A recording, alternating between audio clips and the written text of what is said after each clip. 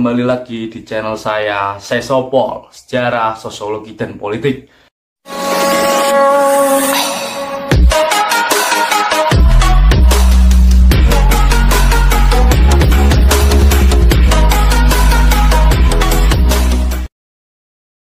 Nah, di sini ada pertanyaan masuk. Oke, aku bacakan ya. Kenapa Sarekat Islam bisa pecah bang? Padahal ini kan organisasi terbesar di Hindia Belanda. Waduh, ini pertanyaan yang sangat-sangat menarik ya bagi mahasiswa mungkin. Oke. Nah, di sini saya akan menjelaskan secara tuntas kenapa kok Sarekat Islam bisa pecah.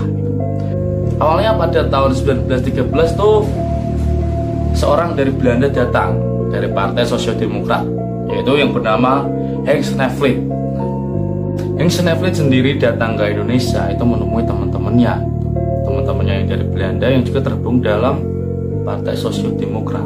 Nah, pada tahun 1914 dia bersama teman-temannya menyebarkan paham-paham Marxis gitu kepada para sarekat buruh, bahwa sarekat buruh ini merupakan kaum yang ditindas oleh para kapital swasta gitu. Nah, di sini Henk Sneevliet lalu membentuk sebuah partai yang bernama ISDV, Indische Socio-Demokrat Vereniging. Nah, pada tahun 1915 Sneevliet bertemu dengan Semeon. Lalu Semeon diajarin lah tentang paham-paham Marxis oleh seorang Sneevliet itu. Semeon pun hatinya terperajat gitu. Ya gimana soal pemuda, dia paham, dia diberikan pemahaman tentang sebuah perlawanan terhadap penindasan, siapa yang gak memberontak gitu.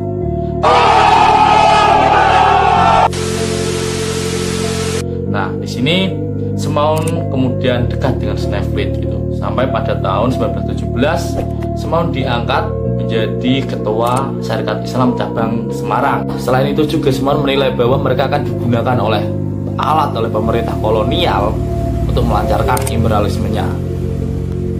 Konflik pun semuncak terus sampai tahun 1923, yaitu ketika Abdul Muiz menggelar sidang luar biasa di Madiun. Nah, di sini Abdul Muiz sudah merancang rencana untuk mengeluarkan para tokoh-tokoh yang terpapar atau istilahnya yang terkena paham sosialis Marxis lah, seperti Alimin, seperti Darsono dan Semeon itu sendiri. Nah, di sini Abdul Muiz mengadimin seperti Darsono dan Semeon itu sendiri.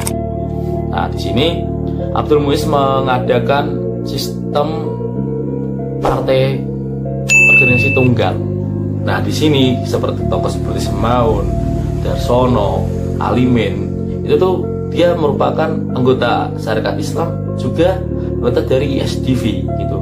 Nah, mau tidak mau Alimin, terus Semeon, terus Darsono, dia harus keluar dari Partai Sarekat Islam. Nah, ini tuh udah dirancang oleh Abdul Muiz itu.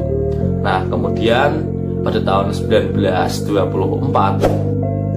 Semeon resmi keluar dari Partai Sarekat Islam dan membentuk Sarekat Rakyat.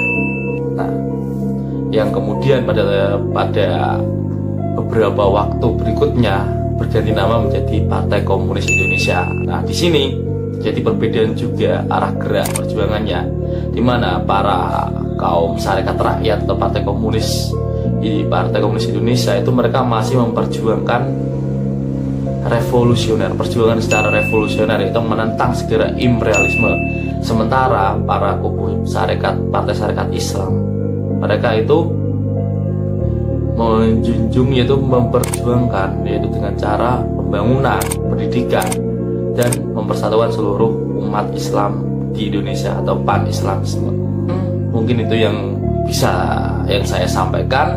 Apabila ada pertanyaan lagi bisa di chat komentar. Terima kasih.